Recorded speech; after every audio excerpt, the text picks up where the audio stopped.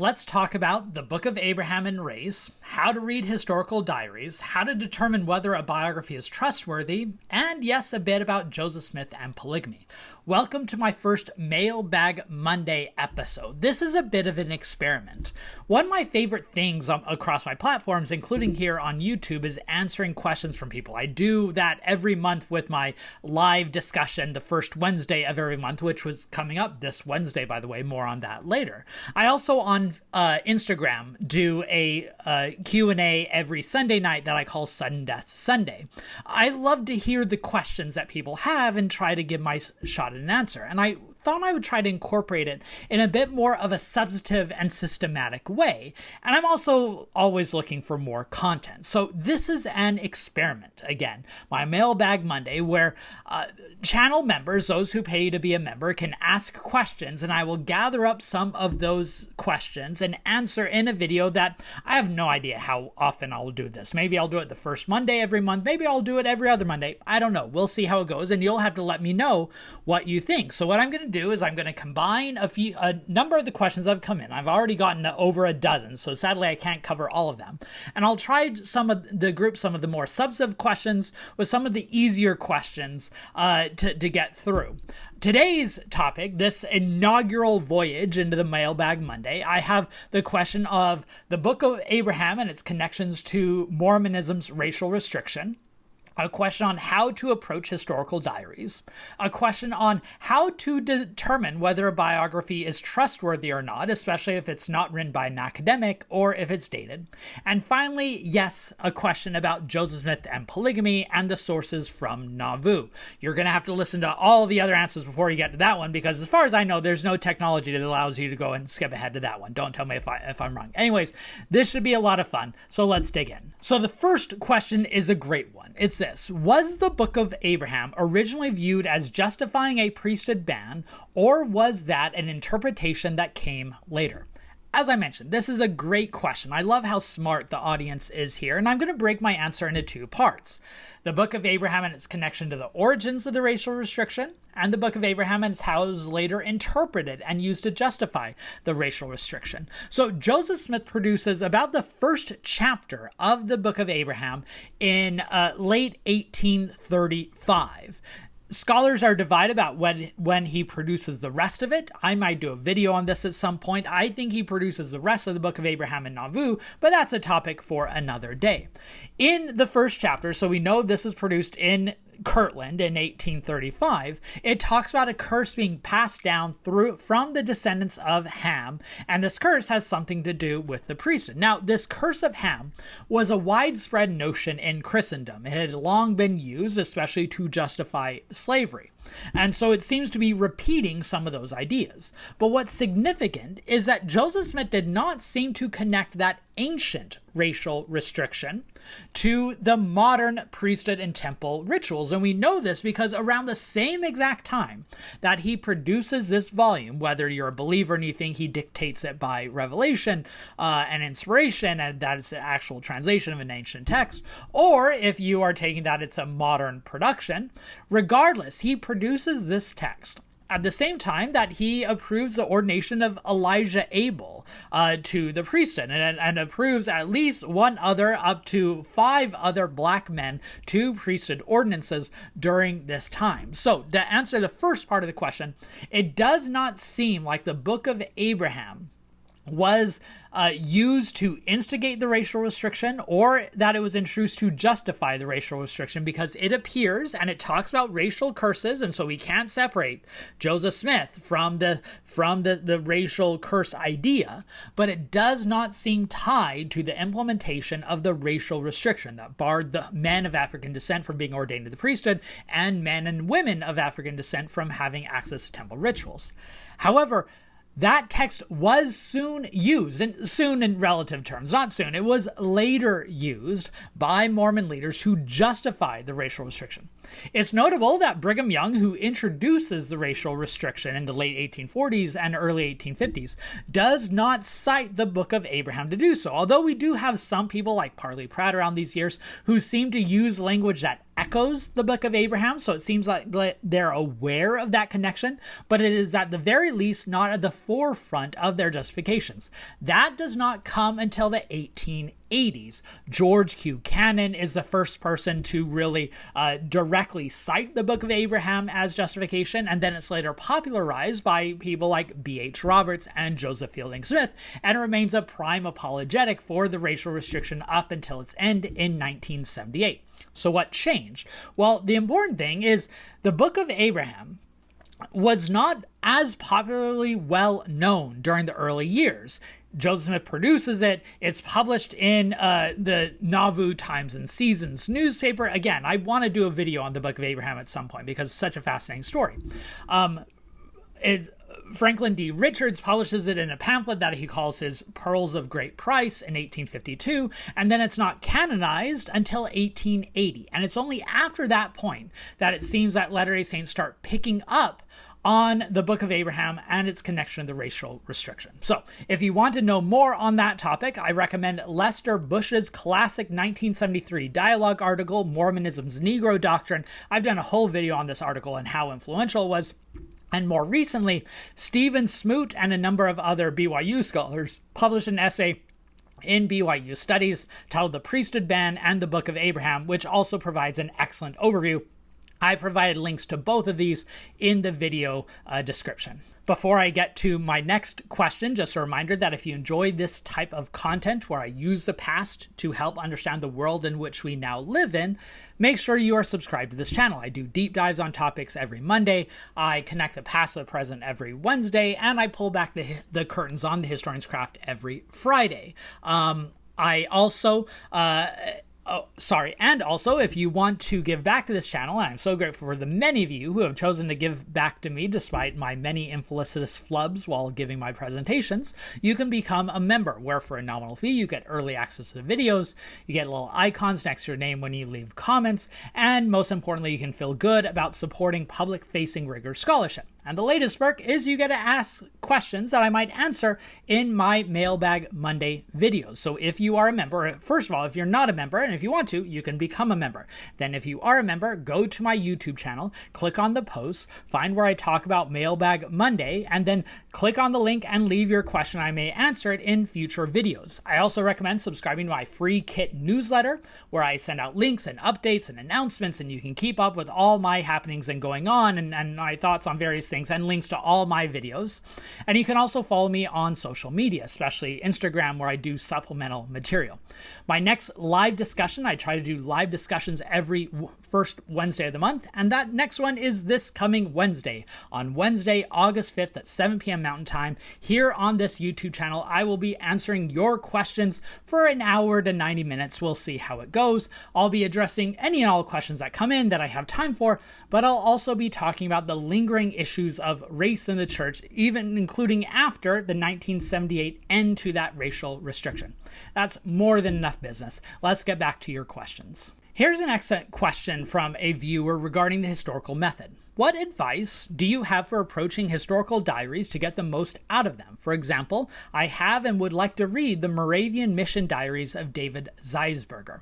That is such a great question. I'm glad you're digging into the Moravians because they are such a fascinating topic. I did one of my senior papers when I was an undergraduate student on the Moravians, reading not the Zeisberger diaries, but other diaries that really rewarded me. So, the best thing to do in preparation for reading historical sources is to read secondary literature to help you introduce you to the world, because there's going to be terms, there's going to be context, there's going to be ideas that are going to be quite foreign to you. So you want to at least get a sense of the world you're going into. Then you're going to want to have a set of questions. What are you hoping to learn from reading in those sources? You don't want answers. You don't want to go in with preconceived ideas of what you're going to learn, but you hope to have questions that you hope the sources will have answers.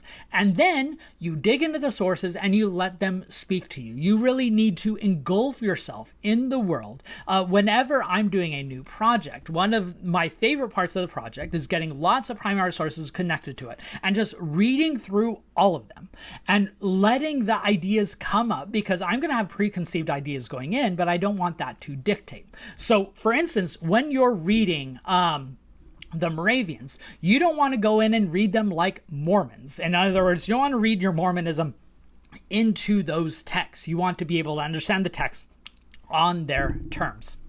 By the way, if you want an introductory text to Moravian religion, one of my favorites is Aaron Fogelman's Jesus is Female, Moravians and Radical Religion in Early America. It is a fascinating and provocative look into the radical doctrines at the heart of the Moravian tradition, and it's also very readable, so I recommend it. The next question also has to do with method, but has to do with secondary sources rather than primary sources. In case you haven't taken a historian's class, primary sources are the sources produced by the people you're studying. Secondary sources are produced by people about the people you're studying.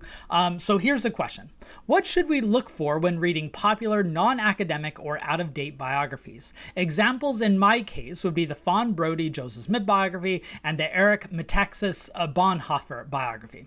Now, biographies are such a fascinating and important genre.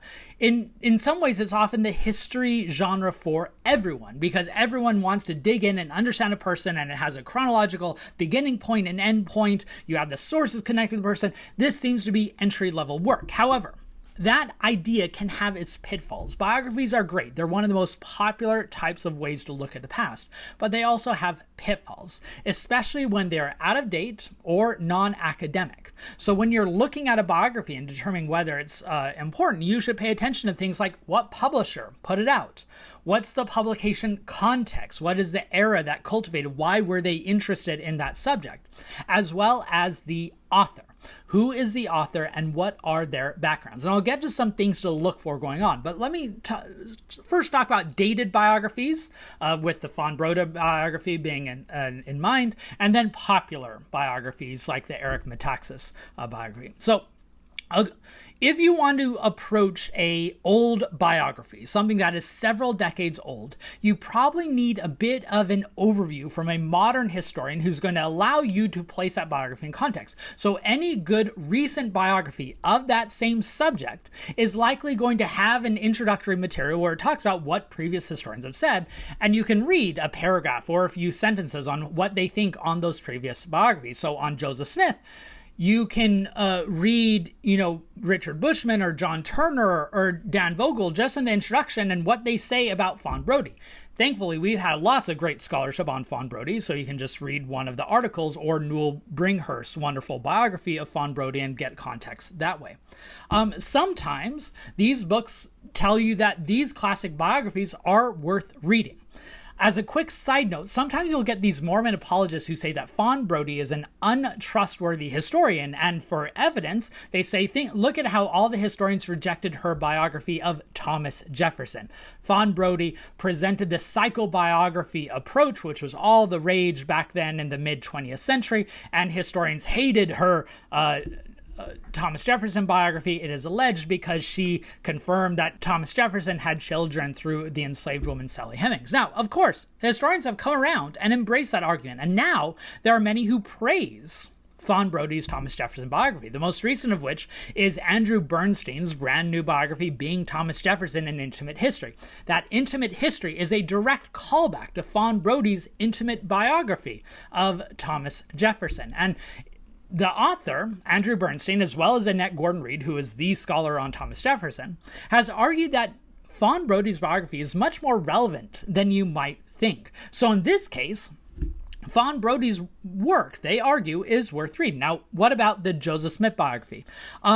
If Andrew Bernstein's Thomas Jefferson biography is really a spiritual sequel to Fawn Brodie's, then John Turner's recent biography of Joseph Smith is in many ways trying to be an up-to-date version of Fawn Brodie's. I mean, you can even compare the covers of John Turner's biography and the most recent biography or cover of Fawn Brodie's biography. The problems with Fawn Brodie's biography, there's a number I could highlight, but probably the most damning critique is that she just did not have access to the sources that historians have now. And that's the fault of the church, not giving access. And so I don't recommend Fawn Brodie's biography to most people now, just because she was forced to use dated material, which just means it's not as relevant or as insightful. John Turner's biography is in many ways takes some of our arguments, but is now based in much more newer sources. I would love to see John Turner's biography replace Fawn Brodie's as the preferred biography for people who want a more skeptical account. I'm not sure that's going to happen, mostly because Fawn Brodie's biography is so readable and people want the explicit naturalistic argument that she provides. All right, now let's move on to popular and non-academic biographies. How can you tell whether a biography is trustworthy when the author is not an academic, does not have a PhD, is not respected in the field? Well, there are plenty of non-academics who write wonderful biographies that are worth reading.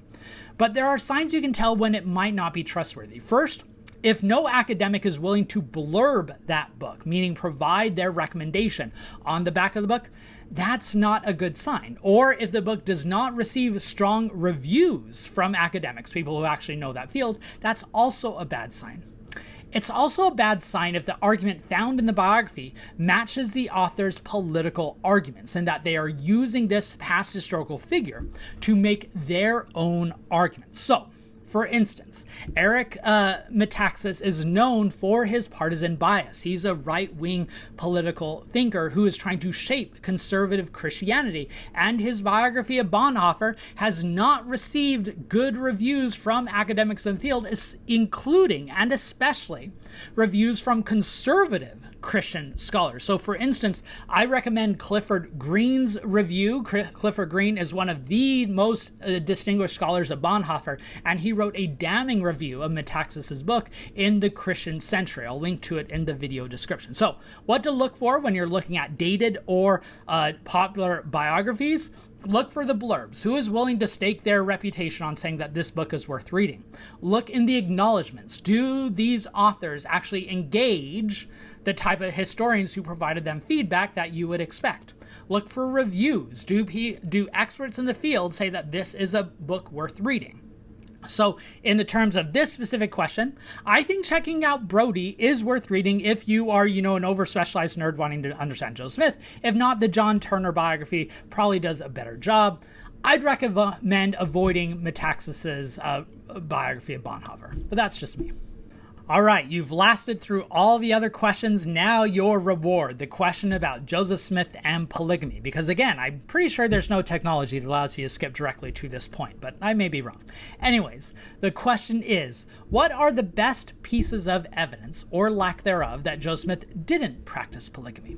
Now, given the way the question is framed, I assume that this is not coming from someone who is in the camp who deny that Joseph Smith practiced polygamy. This seems to be coming from someone who wants to understand why there are some people who are believing it. Because again, I want to emphasize, as I have in many videos, there are no credentialed, respected historians who are buying into this idea that Joseph Smith did not practice polygamy. All scholars who have dug into the sources and have wrestled with the ideas come to the conclusion that Joseph Smith introduced, practiced, and taught the idea of polygamy in Nauvoo.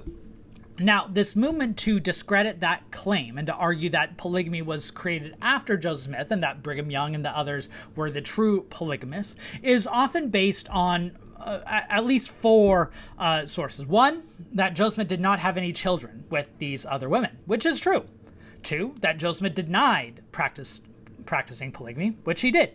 Three, that we can't really trust the Brigham Young, George A. Smith, and others because they are known for altering historical facts, which is all understandable. And four, that reminiscences aren't as reliable as contemporary sources, which is accurate. But then the argument that there are no contemporary sources that justify polygamy is just flat out wrong. Because what's annoying to many historians who have dug into this, and I've written an entire book on Nauvoo, I've looked at all the evidence I can find, and to me there's no doubt that Joseph Smith practiced polygamy, is that many of these issues that are brought up that deny Joseph Smith practiced polygamy are kind of, trying to poke holes in these narratives. But they don't provide a narrative of how to make sense of all the evidence that exists. Historians have been wrestling with these questions for decades, and I have yet to see any issue that has been brought up by this recent movement that has not been definitively answered by a number of scholars. History is difficult. There are always going to be questions. Sources are complicated. And there's always going to be debates. There are plenty of debates of historians over the nature of polygamy in Nauvoo. But they're often working within these parameters of what's been settled, which again, that Joseph Smith taught, introduced, and practiced polygamy. And there's plenty of contemporary records that do give evidence that Joseph Smith practiced polygamy. Especially, there are records that were created by believers, there are records that were created by dissenters, and there are records created by ex-Mormons, all in Nauvoo, that point directly to Joseph Smith being connected to polygamy. Further, there are lots of contemporary records that would not make sense were it not for the context of polygamy. And so we can't trust reminiscences on their own, absolutely. But when these reminiscences reinforce evidence that we have from the period, we have to take them into account. So let me give you just a couple examples. One, Willard Richards's diary. Joseph Smith's diary kept by Willard Richards for June 12, 1843. This is what it looks like. You'll note that there is a string of just letters kind of just filled in the middle that don't make sense. This is a shorthand, phonetic Pitman shorthand type of thing. It's MRDTRRDS all the way together. And when you spell it out in this crude Pitman shorthand, I forgot the exact term of how this is used as a shorthand, it then can be spelled out as married to Rhoda Richards, and Willard Richards married Susan Liptrot. Right? So this is Joseph Smith and Willard Richards taking on plural wives, documented in the shorthand in Joseph Smith's diary, dating from June 12, 1843. Now, both Rhoda Richards and others involved later provide reminiscences explaining that what happened was they were sealed to Joseph Smith on that day. So there you have a reminiscence backing up a contemporary record where the contemporary record would not make much more sense otherwise. Or you have cryptic references like in Eliza R. Snow's diary for a day when she is sealed to Joseph Smith. There she talks about her later reminiscence, I was sealed to Joseph Smith on this day. You go to her diary in Nauvoo, and she's ruminating about the power of the priesthood and the confusion that comes from all these new sets of order. Things that do not make sense, were it not for her later testimony explaining what happened. Or you have Brigham Young's diary, where there's a cryptic entry for J. Smith was Agnes. And you're like, that doesn't make sense grammatically. But then, later on, due to later reminiscences and testimonials, that this was Joseph Smith is wedded and sealed. The is wedded and sealed to Agnes. And we know this because Agnes signs a testimony saying that that's the day that I was sealed to Joseph Smith. So we have plenty of contemporary records that make sense in the context of them knowing that polygamy was illegal and controversial, that do not make sense were it not for these later reminiscences. So there has yet to be a new argument denying that Joseph Smith practiced polygamy that I find compelling or something that hasn't been wrestled with for historians, nor have there been arguments that make sense of the plenty of contemporary records that seem to directly indicate Joseph Smith's practice of polygamy. There's a lot there. I went through this very quick, but maybe I'll do some videos in the future on some of these specific documents and interpretations. And there you have it. That's my first edition of Mailbag Monday. I hope it makes sense. Thank you for those of you who submitted questions. I'm sorry for the many of you who submitted questions that I was not able to get to. I might do them in the future. Please let me know how I can improve these answers. If you think I should do videos just focused on one question at a time, if I should try to be quicker with each of the answers, how frequently I should do this. I really want to hear feedback, so let me know in the comments. I also recommend becoming a member of the channel so that you can ask questions that I might answer in future videos. The nominal fee gives you early access to the videos, icon section name, and most importantly, you can ask questions for future Mailbag videos. You can also ask questions of me this Wednesday, August 5th at 7 p.m. Mountain Time, when I will be doing my monthly live discussion. It should be a lot of fun. History has never been more relevant than it is right now, which is why I'm so glad I can geek out with all of you on this channel.